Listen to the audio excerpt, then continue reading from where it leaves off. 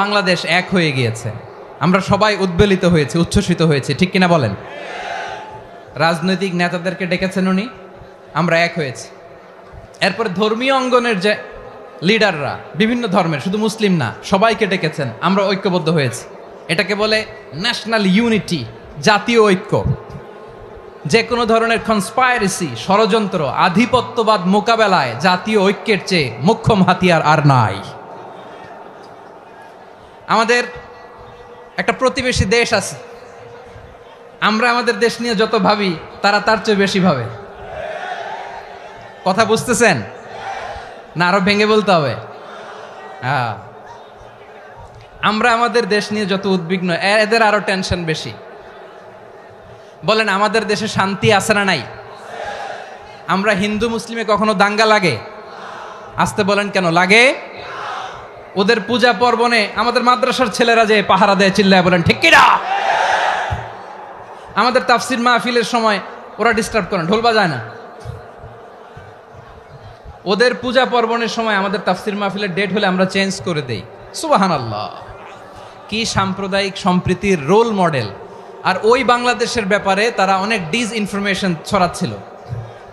ভারতের অনেকগুলো গণমাধ্যম, আমি জেনারেলাইজ করব না, আমাদের প্রতিবেশী দেশের সব গণমাধ্যমকে আমি দোষ দিতে চাই না, অনেকগুলো গণমাধ্যম তারা ডিসইনফরমেশন শেয়ার করেছে। ডিসইনফরমেশন আর মিস ইনফরমেশনের পার্থক্য আছে। মিস ইনফরমেশন না জেনে ভুল বুঝে একটা মিথ্যা বা ভুল তথ্য ছড়িয়ে দেয়া, এটার ক্ষমা আছে, এটার কি আছে?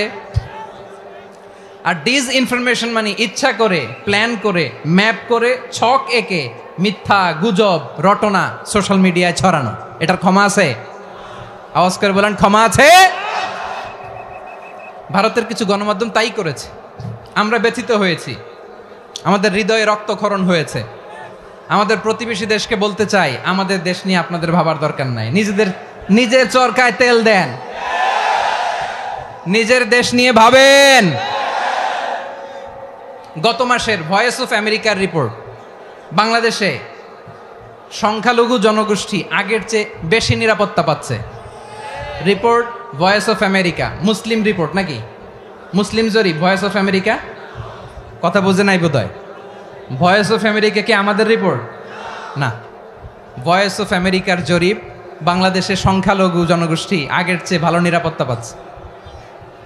শুধু এখানেই শেষ না, মাইক্রোসফটের একটা জরিপ শোনাই আপনাদেরকে। তারা সারা পৃথিবীতে গুজব, ভুয়া আর মিথ্যা নিউজ ছড়ানোতে কোন দেশ সেরা একটা রিপোর্ট করেছে। এর মধ্যে 1 নম্বরে এসেছে ভারতের নাম।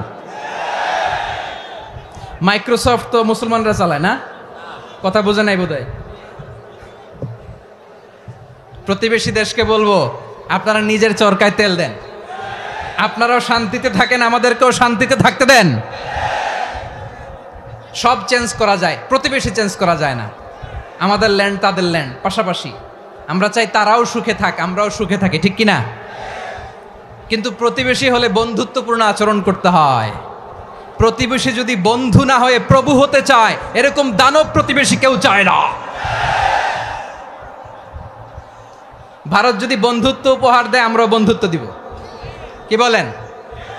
তারা যদি বন্ধুসুলভ আচরণ করে, আমরাও বন্ধুত্ব উপহার দেব। কারণ আমাদের পররাষ্ট্র নীতি হচ্ছে সবার সাথে বন্ধুত্ব, কারোর সাথে বৈরিতা নয়। আলহামদুলিল্লাহ বলেন, কত চমৎকার পলিসি আমাদের। আমরা নির্বিবাদী, আমরা বাংলাদেশিরা শান্তিকামী, we are proud of that. এজন্য আমরা গর্ববোধ করি। আমাদের পররাষ্ট্র নীতি সবার সাথে বন্ধুত্ব, কারোর সাথে শত্রুতা নয়। তাই প্রতিবেশী দেশকে বলবো, আমার ভাইয়েরা, আপনারাও আমাদের ভাই, বন্ধুত্ব দিলে বন্ধুত্ব পাবেন। বন্ধুত্ব ইজ ওয়েলকাম, দাদাগিরি নয়। বন্ধুত্ব ওয়েলকাম, দাদাগিরি নয়, লাউড অ্যান্ড ক্লিয়ার। ভারত যদি বন্ধুত্ব দেখায়, বন্ধুত্ব পাবে। কিন্তু ভারত যদি বাংলাদেশে আধিপত্যবাদ বিস্তার করতে চায়, বাংলাদেশের 18 কোটি জনগণ সেটা রুখে দেবে। ভারত যদি গৌর গোবিন্দের ভূমিকায় নামতে চায়, দেশের 18 কোটি মুসলমান শাহজালালের ভূমিকায় নামবে।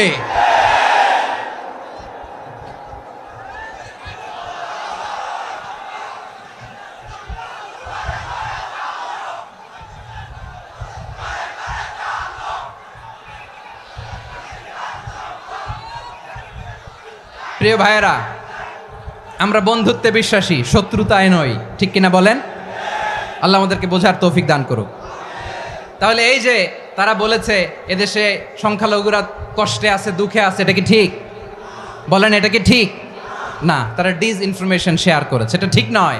আমার প্রতিবেশী বন্ধু রাষ্ট্রকে বলবো, আপনারা এটা করবেন না, এটা করবেন না। আমরা শান্তিতে আছি, আপনারাও শান্তিতে থাকেন, আমাদেরকেও শান্তিতে থাকতে দেন। এই যে চিটাগাংয়ের অ্যাডভোকেট আলিফ হত্যাকাণ্ডে গোটা বাংলাদেশ আমরা ধৈর্যের পরাকাষ্ঠা দেখিয়েছে, চিল্লায় বলেন ঠিক কিনা? আমাদের নেতা আমাদেরকে ডেকেছে, আমরা শান্ত থেকেছি। আমরা শান্ত থাকতে চাই, আমরা ঐক্যবদ্ধ থাকতে চাই। যে কোনো ষড়যন্ত্র রুখে দেওয়ার জন্য ঐক্যবদ্ধ প্রচেষ্টার কোনো বিকল্প নাই।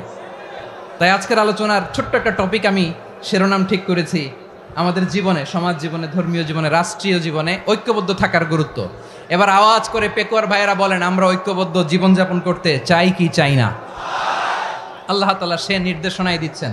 আল্লাহ তাআলা ইরশাদ করছেন, ওয়া'তাসিমু বিহাবলিল্লাহি জামিআন ওয়া লা তাফাররাকু ওয়াযকুরু নি'মাতাল্লাহি আলাইকুম إذ كنتم أعداء فألف بين قلوبكم فأصبحتم بنعمته إخوانا وكنتم على شفا حفرة من النار فأنقذكم منها كذلك يبين الله لكم آياته لعلكم تهتدون الله أكبر পড়েন।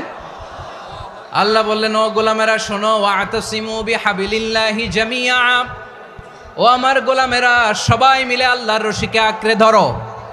আল্লাহর রশি হলো ইসলাম, আল্লাহর রশি হলো কোরআন। আল্লাহ বললেন কোরআনকে আঁকড়ে ধরো, ইসলামকে আঁকড়ে ধরো। একা একা আঁকড়ে ধরলে চলবে না, জামিয়া, সবাই মিলে আঁকড়ে ধরো। এই আদেশটা আমাদের জন্য দান করেছেন কে? আল্লাহ তাআলার নির্দেশ, ওয়া'তাসিমু বিহাবলিল্লাহি জামিআ, সবাই মিলে আল্লাহর রশিকে আঁকড়ে ধরো। হাবলুল্লাহ মানে আল্লাহর রশি, হাবলুল্লাহ মানে কি? রশি। এই হাবলুল্লাহ আল্লাহর রশি বা আল্লাহর রজ্জু দ্বারা উদ্দেশ্য হচ্ছে ইসলাম। আল্লাহর রশি দ্বারা উদ্দেশ্য কি? তাফসিরে অনেক ব্যাখ্যা এসেছে। এরকম পরিস্থিতিতে তাফসিরের সূক্ষ্ম সূক্ষ্ম বিষয়গুলো আমরা শোনাতে চাই, কিন্তু পরিবেশ হয়ে ওঠে না। আল্লাহর রজ্জু বা আল্লাহর রশি দ্বারা উদ্দেশ্য হচ্ছে ইসলাম। আল্লাহর রজ্জু বা আল্লাহর রশি দ্বারা উদ্দেশ্য হচ্ছে কোরআন, কারণ কোরআন আমাদেরকে ঐক্যবদ্ধ করে, ইসলাম আমাদেরকে ঐক্যবদ্ধ করে। চিল্লায় বলেন ঠিক কিনা? এজন্য আল্লাহ বললেন, তোমরা আমার রশিকে আঁকড়ে ধরো, বিচ্ছিন্ন হয়ে না। আমার দেয়া নেয়ামতগুলো স্মরণ করো। যখন তোমরা ছিলে শত্রু, তোমাদের মধ্যে হৃদয়ে আমি আল্লাহ ভালোবাসা ঢেলে দিলাম, ফলে তোমরা সবাই ভাই ভাই হয়ে গেলে। তোমরা সবাই ছিলে জাহান্নামের কিনারায়, জ্বলন্ত অগ্নিকাণ্ডের পাশে। আমি আল্লাহ দয়া করে ঈমানের বদৌলতে তোমাদেরকে আগুন থেকে ফেরালাম। আমি আল্লাহ দয়া করে তোমাদেরকে জান্নাতের পথ দেখিয়ে দিলাম। সুবহানাল্লাহ পড়েন। এমন পথ দেখালাম যেই পথ তোমাদেরকে জান্নাতে নিয়ে যাবে, পথের দিশা তোমরা পাবে। লাআল্লাকুম তাহতাদুন। প্রিয় ভাইরা, তাহলে আমাদের যে ঐক্যবদ্ধ থাকতে হবে, এই নির্দেশটা কার? নাকি মন মতো আমি বানায় বলতেছি? আওয়াজ করে বলুন, নির্দেশটা কার? আল্লাহর। তাহলে আমাদেরকে ঐক্যবদ্ধ জীবনযাপন করতে হবে। প্রিয় ভাইরা, ইসলাম আমাদেরকে ঐক্যবদ্ধ করে। ইসলাম আমাদেরকে কি করে? সংঘবদ্ধ করে, ঐক্যবদ্ধ করে। বিচ্ছিন্ন হওয়া যাবে না। বিরোধ, বিচ্ছিন্নতা, মতানৈক্য, এগুলো আমাদেরকে ধ্বংস করে, আমাদেরকে দুর্বল করে। আর আমাদের ঐক্যবদ্ধ প্রচেষ্টা আমাদেরকে বিজয়ের দিকে এক ধাপ এগিয়ে নেয়। চিল্লায় বলেন ঠিক কিনা? এজন্য আল্লাহ বললেন, ওয়া'তাসিমু বিহাবলিল্লাহি জামিআ, তোমরা আল্লাহর রশিকে আঁকড়ে ধরো, তোমরা ঐক্যবদ্ধ জীবন যাপন করো, তোমরা বিচ্ছিন্ন হয়েও না। বিচ্ছিন্ন হইলে লস, ঐক্যবদ্ধ হলে সেখানে কল্যাণ আছে না নাই? মাইকে কি সমস্যা হয়েছে কোনো?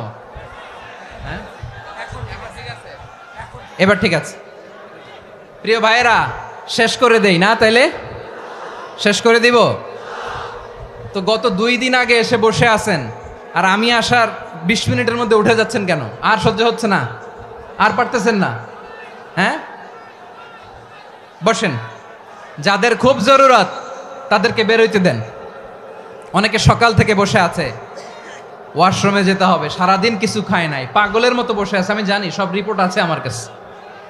মেহেরবানি করে বিশৃঙ্খলা করবেন না, আল্লাহর ওয়াস্তে, আল্লাহর ওয়াস্তে। যাদের কষ্ট হচ্ছে বের হয়ে যান, আরো কয়েক মিনিট কথা বলে আমরা শেষ করব। আল্লাহর ওয়াস্তে, আল্লাহর ওয়াস্তে বলার পরেও এরকম বিশৃঙ্খলা করা মোটেও কাম্য নয় প্রিয় ভাইয়েরা। আল্লাহর ওয়াস্তে, এই শব্দটা কতবার ইউজ করেছি আমি, আল্লাহর ওয়াস্তে। আপনার বুক কাঁপে না? হ্যাঁ, ভয় হয় না আল্লাহর? একটু থামেন, একটু থামেন, মেহেরবানি করে, মেহেরবানি করে। এই তো, হ্যাঁ, মাশাআল্লাহ। আল্লাহর ওয়াস্তে প্রিয় ভাইয়েরা, ঐক্যবদ্ধ হতে হবে আমাদেরকে। আদেশটা কার? একটু আওয়াজ করবেন। ঐক্যবদ্ধ জীবন যাপন করতে হবে, আদেশটা কার? আমাদের আগে যে সমস্ত জাতিগোষ্ঠী ধ্বংস হয়েছে বিভেদের কারণে হয়েছে।